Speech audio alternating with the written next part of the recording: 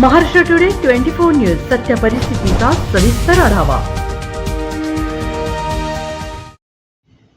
APMC बाजारात काश्मीरमधून कच्च्या बदामाची आवक। नवी मुंबईतील एपीएमसी फळ बाजारात कच्च्या बदामाची आवक सुरू झाली आहे।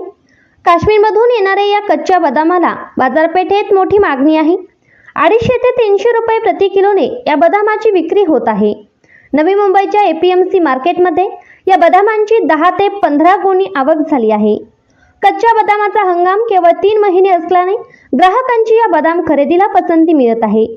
काश्मीर सारख्या थंड प्रदेशातून यांची आवक होत असल्याने दर वाढतच राहणार असल्याचे व्यापाऱ्यांनी सांगितले आहे।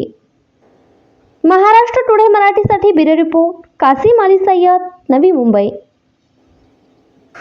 मार्केटमध्ये कच्च्या बदामची आवक झालेली आहे, कुठून येते, काय भाव आहे? हे काश्मीरवरून येते। 4 किलो 1000 रुपये विकलं जाते आणि 4-4 किलोचं पाकिटच बनलं जाते आणि ते 1 किलोचं पाकिट येते बनवून, तर ते 300, 250, 220 असं विकलं जाते।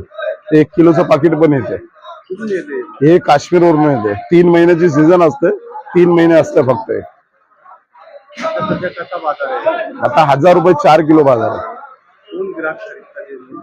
गिराक आता हे जास्त जिथं विकलं जाते, आता भैया लोक भरपूर घेऊन जातात। जे गुजराती एरिया दिखतात ते भरपूर घेऊन जातात। आज किती आवक झालेली आहे? आज 4 गोणी विकली गेली। आज मार्केटमध्ये किती आवक झाली? याची आवक लईत लई 10-12 गोणी आल्या असतील आज। पुढे काय याचे भाव वाढू शकतो काय? नाही 800 रुपये लास्ट 800 रुपये विकलं जाते 4 किलो। याची डिमांड कशी आहे? डिमांड गिराकाची चांगली आहे। चला बजरंग कटके।